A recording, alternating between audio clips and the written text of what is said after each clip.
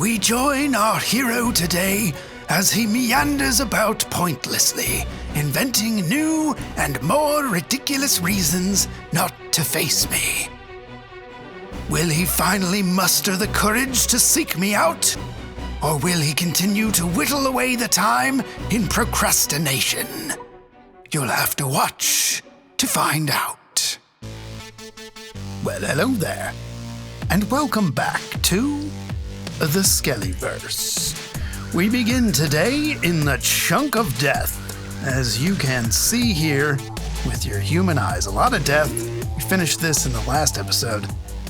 Who put this hole here? Let's just fix that. There we go. Don't know how exactly that happened, but the perimeter has been breached, which we do not require. Now, today we will continue our quest to spruce up this area, and for that, we need wax. Now, during a live stream last week, oh god, okay, I was trying to do a trick shot.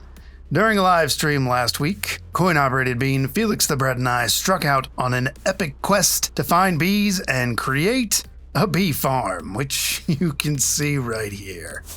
Woo, look at that. That's a lot of bees. And, ow! What I aim to do today is clean this area up a bit and turn it into a bit more of a all-natural looking apiary.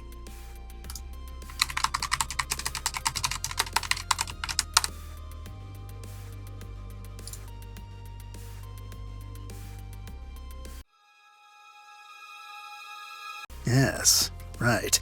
Got me a few ideas on how to make this look a bit more natural and to give these bees a fine place to do bee activities. So many aerobics in here, so many activities. Look at him go. Look at him doing the bee activities. He's getting fresh with that flower. Oh, look at all the pollen. Oh, they're so adorable.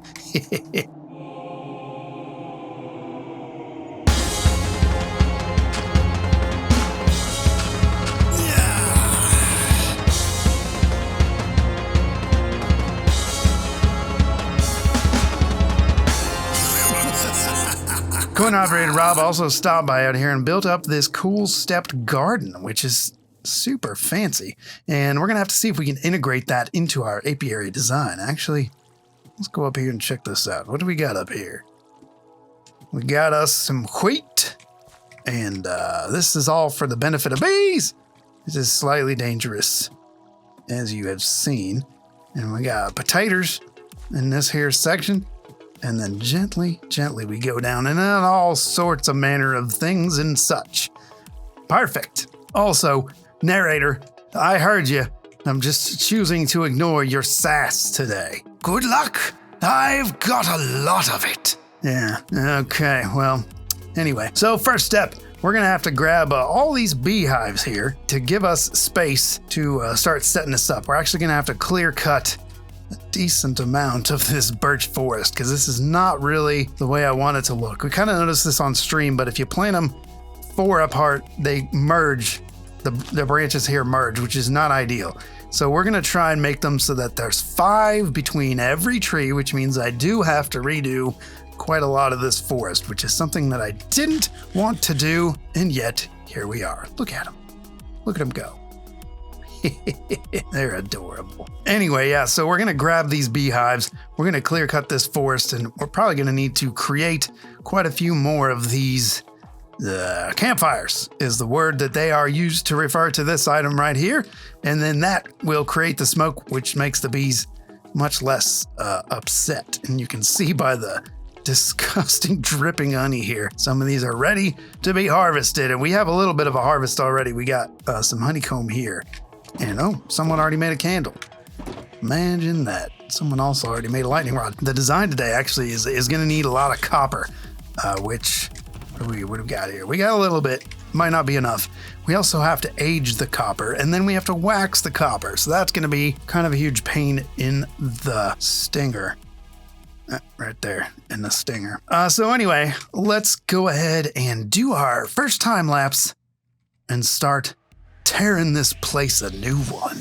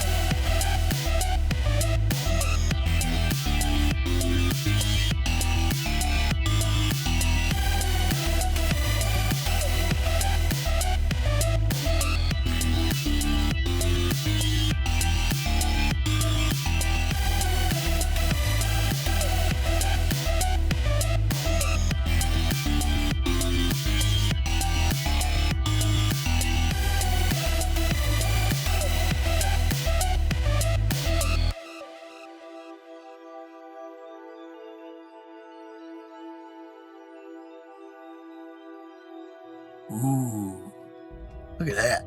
Look at the shiny shine on that metal band on this barrel. Man, shaders are amazing. I don't know why anyone would ever play without them, except for the fact that, they destroy your computer. So, time lapse occurred. We took all the stuff down. It's actually been a while since I recorded that time lapse. I'm trying to remember exactly what I need to tell y'all about, but tree's gone, copper here, copperized, and B configuration machine right here for gathering up all the goods. And here's just a look at look at all the honeycomb. It's so much. You guys are so productive. Oh, look at their reflection up there. Gorgeous. Shaders. Amazing. Look at this. Look at that. Fantastic. It would be kind of cool to write something with glass in the sky that only show on the ground at a certain time of day. That'd be pretty fancy. Sounds like something Coin Operated Rob would want to do.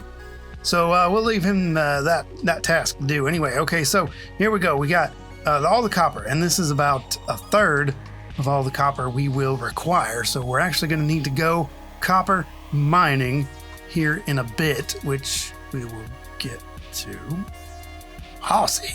As you saw, it does take quite a while for this copper to oxidize, and if you are looking to oxidize copper yourself, you will want to leave them 4 spaces in between each other, or they're not going to do right. So if you take this guy and you put him like right there, and then they're not oxidized, gonna take forever. But we need all of this in this oxidization level, and then actually you can unoxidize them by slapping them upside the head with an axe, and it'll bring them to this level. So we need some that are at this level, we need some that are at this level. But like I said, we need to get us some more copper first. So here's a basic idea of what happens here. Take your honeycomb and you go up to the guy and you go, Shazam! And now he is a waxed copper block. And he will no longer go to this stage or to that stage. He's stuck right there forever. Actually, you can remove it. Oh yeah, look at that achievement. I already waxed this guy as a test, which is why you did not see the achievement for that. But bam, waxed. Bam, waxed. Bam, unwaxed. Unwaxed. Oh, amazing. Science is great. So we're going to go ahead and we're going to collect more copper in a minute. But before we do that, whenever I see a redstone contraption in a video, I very much want to know how it works, or at least the basic concepts behind it. So, narrator, if you would be so kind, please show the people how this works. Fine, but only because I'm quite bored. A beehive or bee nest has a block state tag in its NBT data that refers to the level of honey inside of it. Honey level can be from 0 to 5. 0 meaning there is no honey at all, and 5 meaning it is ready to be harvested. You can see here the 6 possible states, which are roughly visually represented in varying degrees. Once the honey level reaches 5, particles begin to drip from the bottom of the block. Each time a bee comes back to the nest with pollen, it will increase the honey level once it leaves the nest again. Once the honey level reaches level 5, we can harvest the honeycomb with shears or harvest honey with a bottle. As a quick aside, if you're playing around in creative mode, you may notice it's not possible to obtain a nest or hive from the creative menu with any honey already in it. If you're trying to create a redstone contraption to harvest honey, that can be a problem. You could spawn in bees and flowers and wait until they naturally fill the hive, or you can use commands such as these to spawn in the blocks that already have various states of honey. Note the block state tag NBT data we referenced earlier. Now then, as far as automation is concerned, we can actually read the honey level in the block using a comparator. The comparator will give us a signal strength that corresponds directly to the honey level. So, we know that we'll get a signal strength of 5 from a ready-to-harvest hive, but how does that help us automatically harvest? Well, since we know we can harvest honey using shears, we can make use of a dispenser with shears in, placed next to the hive to harvest for us. Lastly, if we put all these concepts together, we can create a simple automatic harvester by running our redstone line out of the comparator looping it back above to the dispenser and making sure that the length of the line means that the signal will only reach the dispenser if the honey level reaches 5. Once that is complete, we can simply collect all of the dropped honeycomb in hoppers and route them into a chest. Easy as. Okay, yeah, I think even I understand it at this point. Hey, we're missing a Comparator. Oh, there was a creeper explosion here earlier, which means, yeah, this guy's honey level 5. That's a problem for us. I'm going to need to go find a Comparator. Comparator. Ain't no damn narrator saying Comparator. Let's just do that real quick. And as you saw in the demo, when we place this here, it should actually block update. And yep, there we go. Oh, man, this guy got messed up too. Okay, we need this glass here also so it doesn't fly out the sides. But that is all because of a creeper explosion. I thought it didn't touch my redstone contraption, but I guess it did. I think the rest of it's fine though. So we're good. Ow! We're good. During my adventures in between the time lapse and now, lost my rocket box. If you recall before, this was just called rockets, and it had rockets and food and arrows, but that's gone. Can't find it. Looked everywhere. It's just missing for all time. So now I've created a new box and restocked up, and it is properly named. So just a little bit of fun trivia there, even though it was not actually fun at all. Coin Operator Rob and I got together and did some mining, some strip mining actually, over yonder in that ravine. And this is all the copper that we found. 44 blocks total, plus a bunch of iron. So that's almost as much as we need. But then after that, I went ahead and did some caving, because the theory was the strip mining was not as productive as caving because copper has a preference for air exposure, I believe, if I'm remembering correctly. The patch notes, copper will more often spawn on blocks that are exposed to air as opposed to blocks that are next to each other. So if you strip mine, you'll find less copper. Oh, pardon me, sir. Didn't mean to be in your way there. But if you strip mine, you'll find less copper than if you cave. So I wanted to test that out, so I did about the same amount of time caving. And this is all the stuff that I got. A whole bunch of coal, a crap ton of iron, and a decent amount of copper. Now, I want to actually break this copper down, and I will be using this here fortune pick, because that gives you... Wait, is that only fortune 2? Why don't I have a fortune 3 pick? All this time, I've been wasting copper and other resources. Okay, hold on. I gotta get a new pick. Time out. I'll be back. Just okay. All right. Actually, that was not that bad. I had a lot of the books back at the base, and not too shabby. So we got a new, instead of Axon Jackson Mark II. I could have gone Mark III, but then it just came to me. Jean-Luc Picard. Make it so. All right. So let's go down here and let us make it so. Been using this as a trash can, but I thought it would be fun if we took all of our copper and probably other stuff too.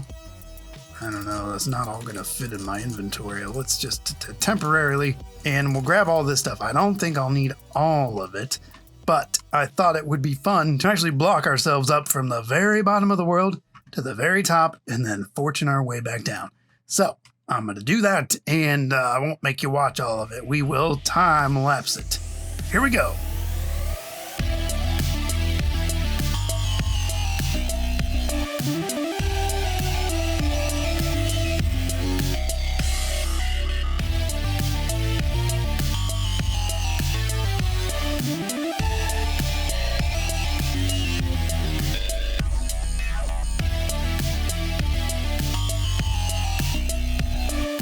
All right, okay, well, that was a barrel of laughs. Man, that was a lot of blocks and a lot of picking with Jean-Luc Picard.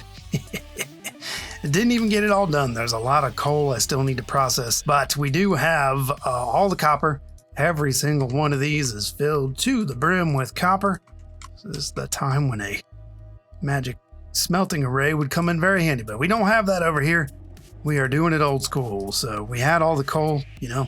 Why not? But we are running out of time, so I'm going to go ahead and cut to the chase here, and we're going to go straight to the time lapse of building the apiary. I'm going to do all the copper aging and material collecting for the rest of it offline. So, now, onwards to the main event.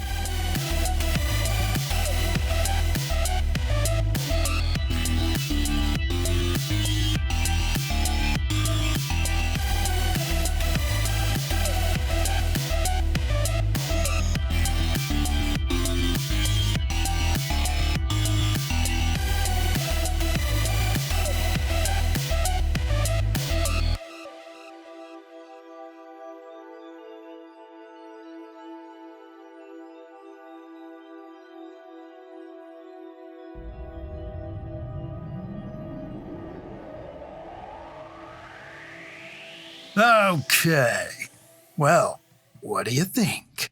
I did a lot of the tiny little detail. There's a guy in here. What the hell is the meaning of this? Try and make a magical wonderland, gets invaded by idiots. Oh, God, the worst. More of you? That's what I thought. Anyway, so on the time lapse, built this up finally after a lot of nonsense and what have you, and a lot of the little tiny details I finished after I recorded the time lapse, because that's not really super fun, like putting stuff in pots and like planting flowers does not make for a good video. But here we have it, the apiary. At the front here, we're going with kind of a Japanese garden theme for this gate, which, by the way, this gate / wall does not go all the way around. It ends back here because I don't really know what I want to do with the rest of it. But for now, I'm just going to leave it as is, and we'll build out as we go. But you go in the entrance, and right here you see we've got a little beehive right here. I got to get some bees over here so far. None bees over here. I got to lure some over. But yeah, we have delightful assortment of flowers from this little flower stand right here. A little custom tree over in this corner, and of course each of these trees is surrounded by flowers. It has our little beehive, and in here is a little campfire. So this carpet here is so bees don't bug zap themselves on the fire, because they real dumb. But we have that on every single tree. Got some glow lichen just for some mood lighting. A little array of man-made hives over here, just, you know, for flavor. And those are kind of spotted in between the area. Around each tree, you can kind of see I went with a podzol, because it's sort of like the leaves have fallen, and that's the leaf decay kind of around each tree. So I tried to group that around the base of the tree, and then the rest of the area is kind of just broken down into path varied bits. But the main path you can see here, this is where we do our walking through the main path, and it leads us back here to the spooky well, which does have water in it. And then we have this giant area where there's nothing, but we'll put something over here. Maybe that's where we'll put our actual bee farm. We'll put it in here in some type of like beekeeper's house or something. I don't know. But this is just like our nice little garden, and I think it turned out fantastic. Let me know what you think in the comments. Absolutely in love with the feel in this area, and I want to continue it out.